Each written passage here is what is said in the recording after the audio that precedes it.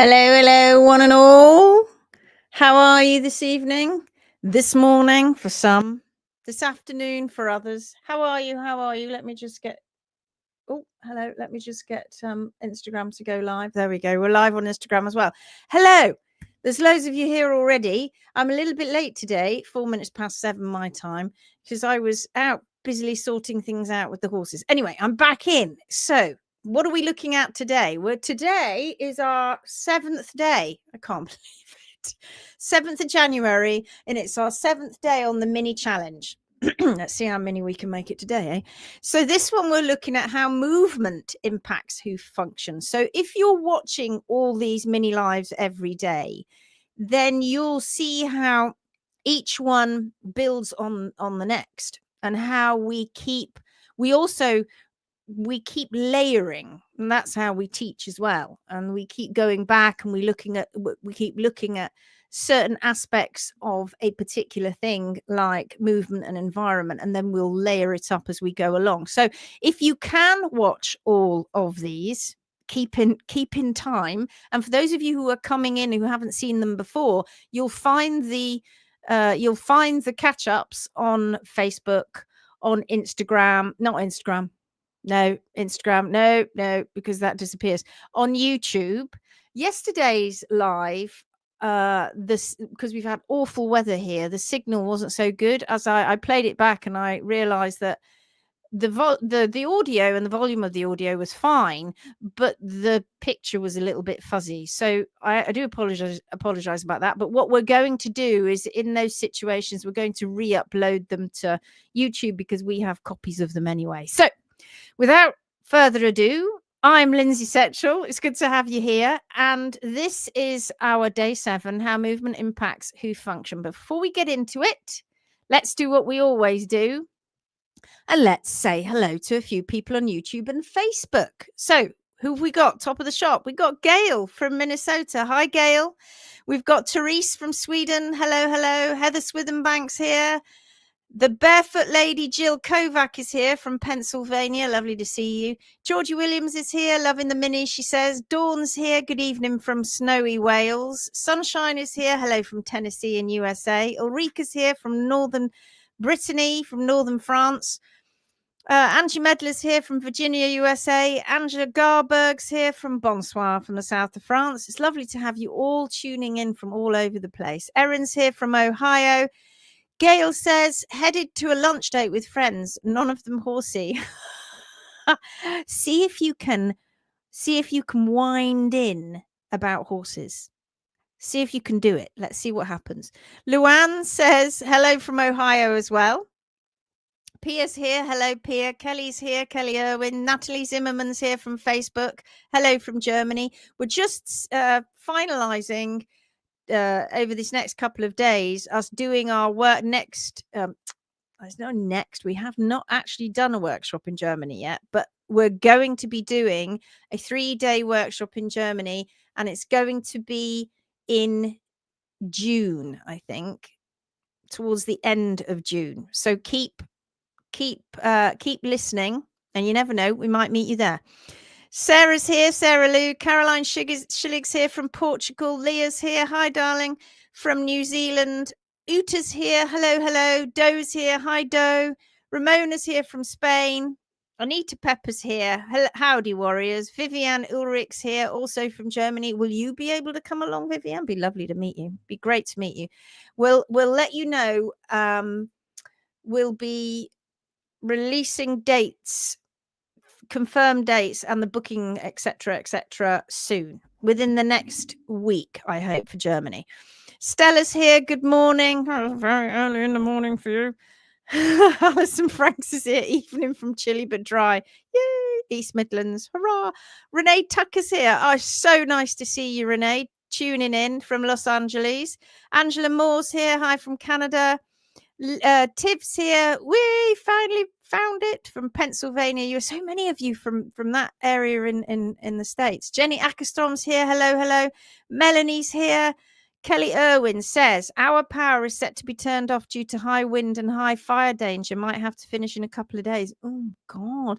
It's happening everywhere. There's such really bad weather all over the place, all over the place. I mean, I know it's sort of winter in the Northern Hemisphere, but even so, we're all getting it.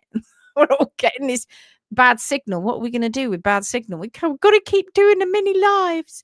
All right. Okay. So the topic today, how movement impacts hoof function.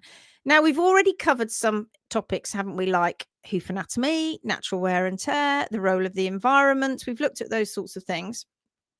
And we were talking about yesterday how Mother Nature, the horse has got one hoof, or four hoofs, but one type of hoof, right? It's an odd-toed ungulate and it has its hoof.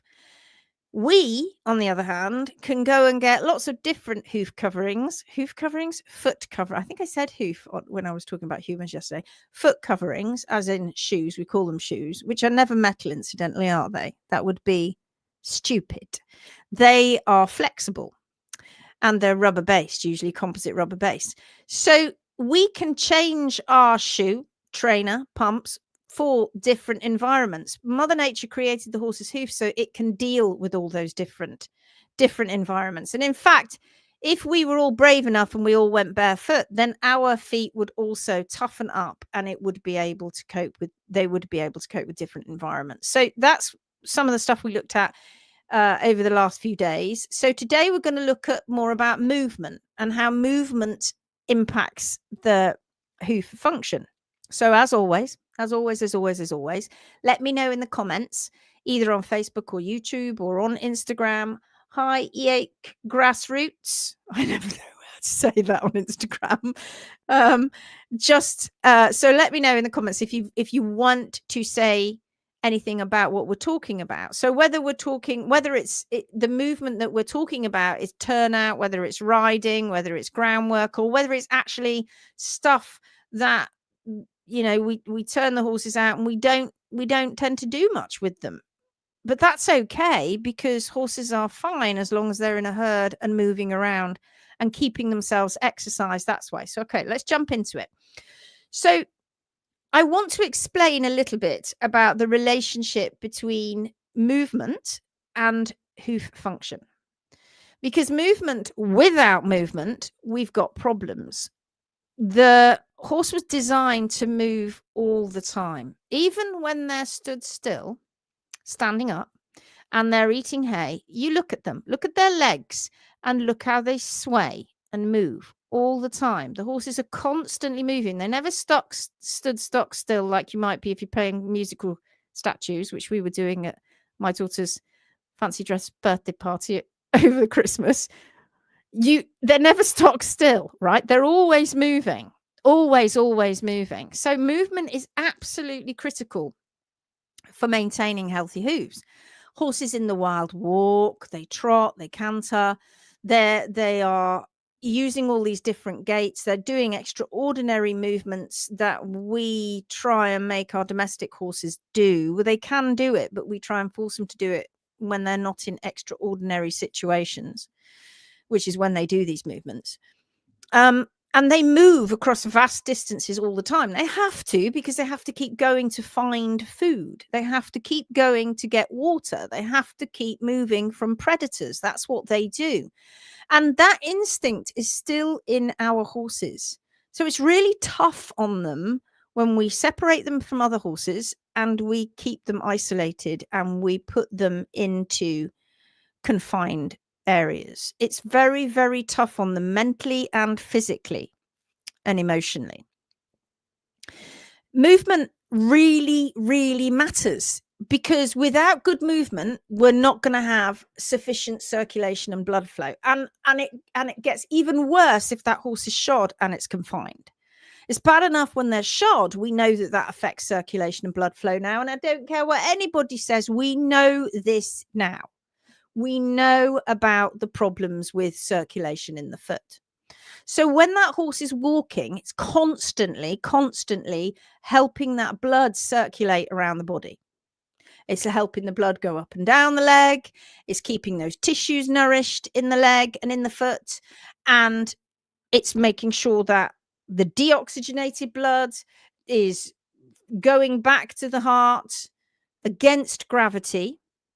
And they're slightly made up slightly different to us, the way that the horses are made up, because of course they don't have their muscles from their knee down or their hock down. And if you don't have enough movement, if horses don't have enough movement, then that circulation can get into bother.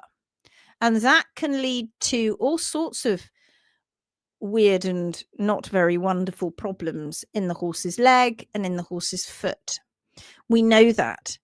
So it's very, very important that movement happens. And I have to say, nowadays, more and more vets are getting on board with gentle, natural movement for healing as well, for when horses have problems with soft tissue issues, or if they are, for instance, when they're abscessing.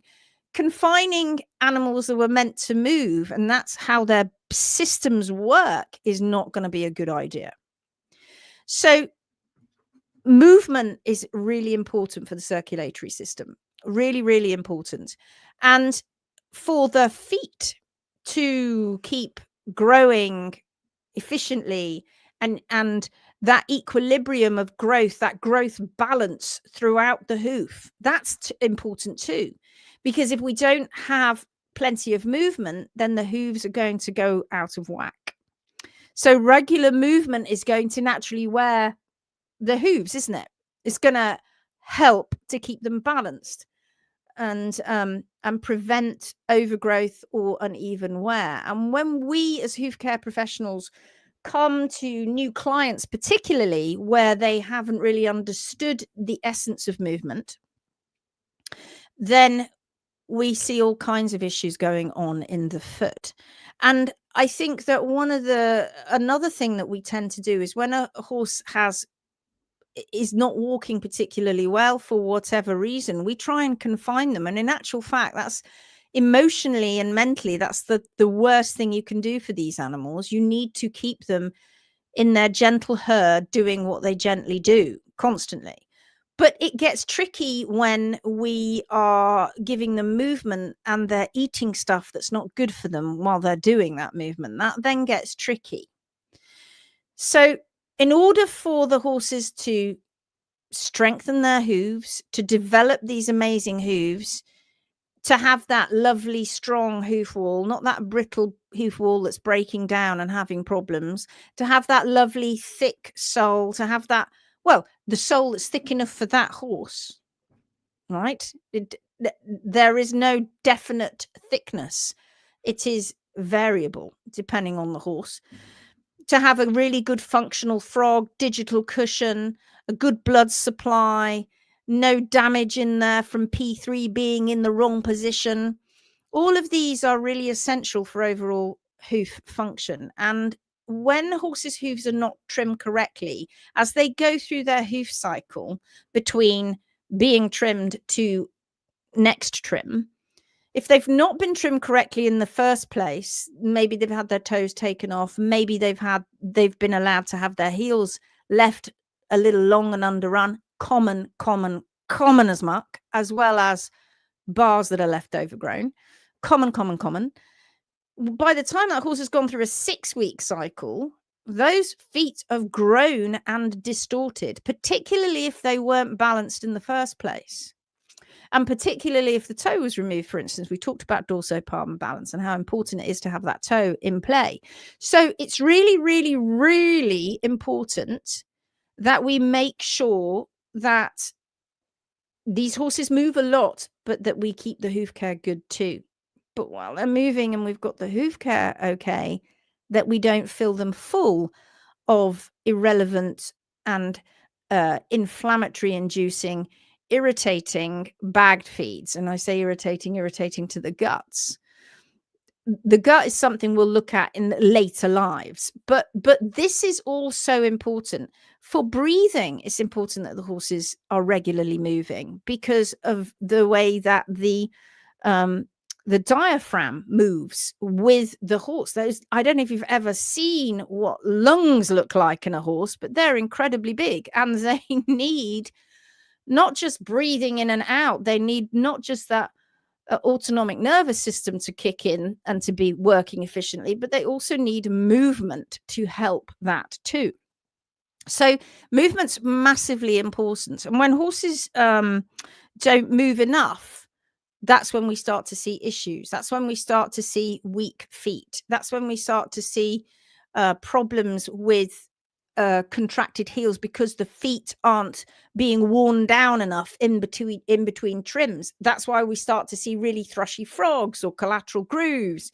So movement is totally key to preventing these problems. And we've said it time and time again, the terrain is really important too. So movement is key. Right, let's go back in and see who else we've got. We've got Tally Witherslake has joined us, and ITEX Heekmat. If you've got a question on Instagram and you are not on Facebook, then find our emails from our website, or go to see if you've got somebody else on Facebook, or go to YouTube and message us, or PM us through there, or DM us on Instagram. So we'll help you there, because once that video has disappeared on Instagram, the comments go with it as well. Okay, so what else have we got here? Who else have we got here? La la la la la. Vivian says, of course, she's coming to the course. Amazing. Gail says, funny thing is, all the non-horsey people I share the Phoenix with get it. Of course they do. Do you know, it's the funniest thing? Because people who are not entrenched in this traditional way that we've always done things in the equine world, they get it. The first thing they'll often say is, well, so horses can survive without shoes, can they? What that's fascinating.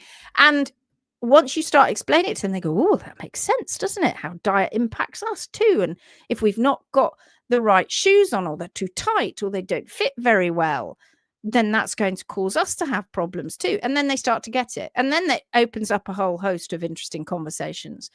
The worst people to talk to, in fact, are people who are deeply into horses, because they've got such a lot of baggage. They got so much baggage, they're sort of carrying it around with them. They can't let that go. It's very difficult. I understand. I totally understand it. It's really, really difficult when people have been telling you stuff over and over again for decades. But please understand, laminitis, navicular, hoof problems are not getting better, and they're really relatively easy to fix if you get them before the bones and the tendons and the joints have been well and truly buggered up. It's not difficult, but the world has made it difficult. That'll be another conversation as well. Ulrika says, Germany workshop will be much easier for me than getting my passport. Okay. Right. June. Well, Gorsworth is in the beginning of June, and Germany is going to be towards the end of June, I think. So Lydia's here. Hi from Northeastern Ontario, Canada. Very cold here. Hope things are going okay, Lydia. Drop me a message. Let me know how things are going along with your lovely old boy. I mean your pony, not your husband. Kathleen Rausch is here. Made it, she says. Nice to see you. Ulrika says, I was born with twisted feet and walked barefoot until I went to school at 7. All seasons around, my feet straightened up perfectly. Wonderful. You balanced yourself just by movement. Deanna's here. I'm late. Thank you again. No worries. Doe says, is there a minimal requirement of space for adequate movement? That's a difficult one, really. I think that when it comes to track systems, if you have a track set up and you have got lots of movement going on, but the amount of grass begins to grow, then you have to think about reducing the size of the track or narrowing it, etc. If you're not in a track and you're in a situation where you're in sandy little paddocks or sandy areas, and you can't increase that area, then the things that you have to do are think very laterally about how you're going to try and increase it for the horse, i.e. are you going to put hay around in different places? That works a treat.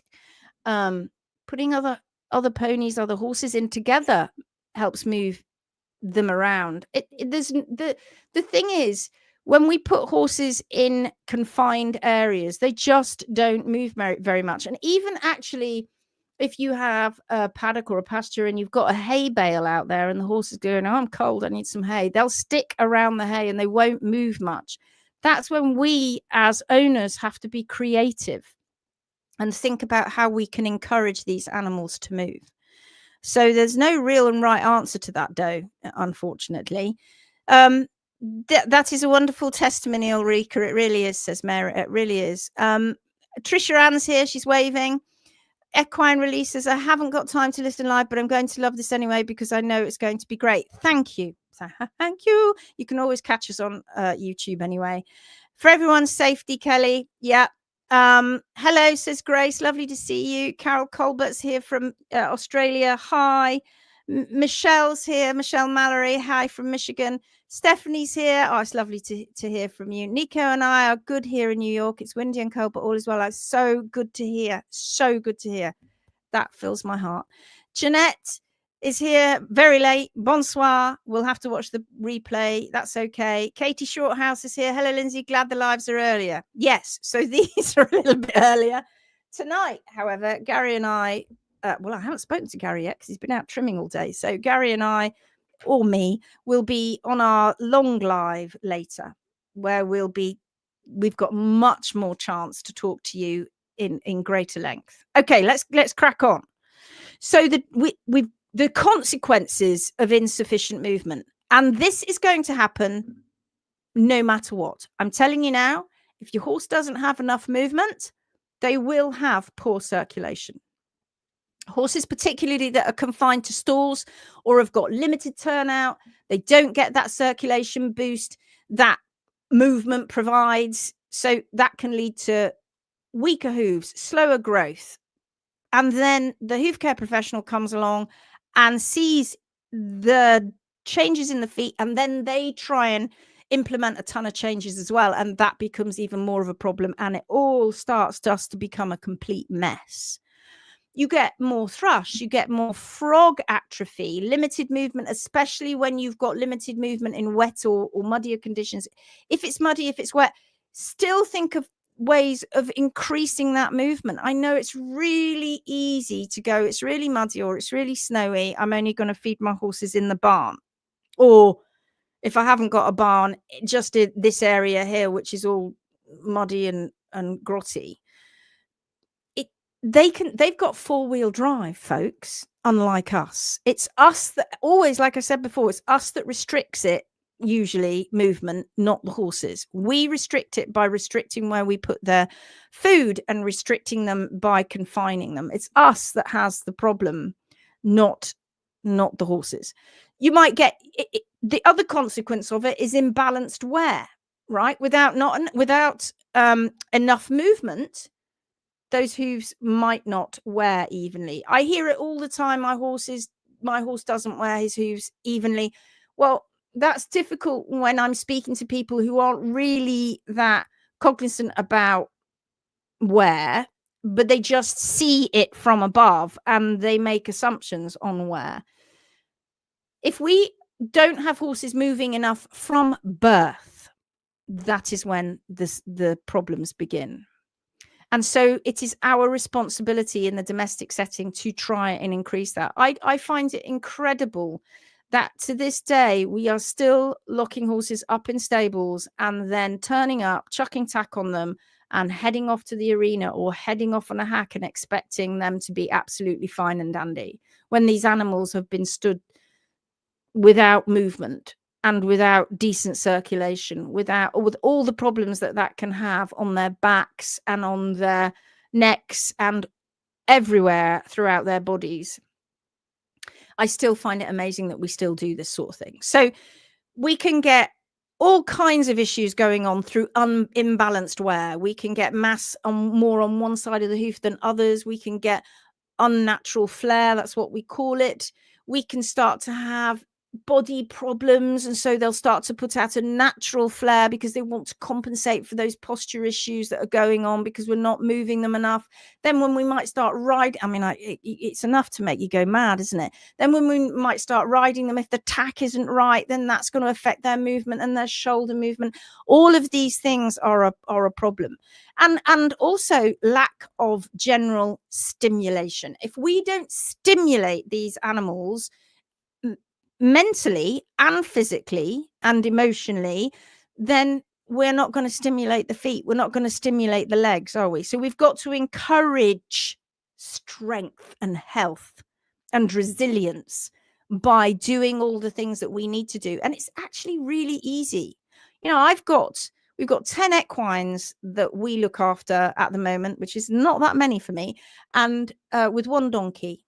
So 9 horses, 1 donkey, ponies. We've got a right old smorgasbord of horses, of equines. And they're out moving all the time. They never, ever get stopped moving. And we're always putting hay out in different places. And they are constantly moving, playing with each other. It's just a constant process that goes on all the time. And I never have to worry about them because I know that that's what they're doing all the time.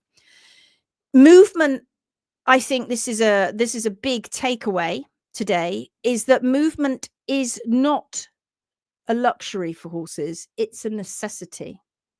It's an absolute necessity. And when we don't give them enough movement, that's when we start to get into problems. It's a necessity for their overall health, hoof and health function. Oh my God, I'm 26 minutes as it is. Okay, so let's maximize turnout.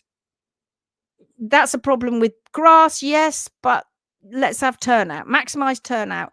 If you can incorporate a track system, please do. Add varied surfaces, like we said yesterday. Regular exercise. If you can't ride, go for a walk. Go for a walk and let them munch on this season's herbage that's hanging around and growing.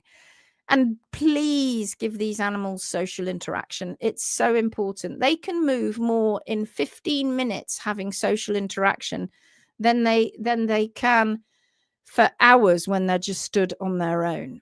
So really, really make it that a priority. So just to summarize, movement is essential. It's really, really essential for healthy functional hooves. It's going to support circulation, natural wear, overall hoof strength. And without enough movement, everything goes to pieces. So for today's mini challenge for you, go back and have a look at your horse's daily routine and think about it. Think about how many hours. Go and get a piece of paper and write down how many hours your horse has turnout. If it's 24/7, 365, hallelujah. But if it isn't, just write down how many hours your horse is confined and add those up weekly and then monthly and then yearly. And you might be surprised, and it might make you think, holy hell, that's a long time that they're stood around doing nothing. So look at the daily routine and really think of ways you can encourage that movement. It could be doing all of the things we've talked about today. So thank you, my lovelies. Thank you so much for meeting me today on our live. I'm just going to quickly bring up Melanie. She says, after spinal surgery, I wore Maasai barefoot technology shoes. My brain hurt more than my muscles, but sorting my feet helped with recovery. Still walk heel to toe. Wow, that's awesome. Thinking about that sort of stuff. Awesome mini podcast. Thank you, says Louise. You're welcome. All right, I better go. I better shuffle off. Otherwise, I'll be still talking when the other live begins later. So until next time, my lovelies, take care.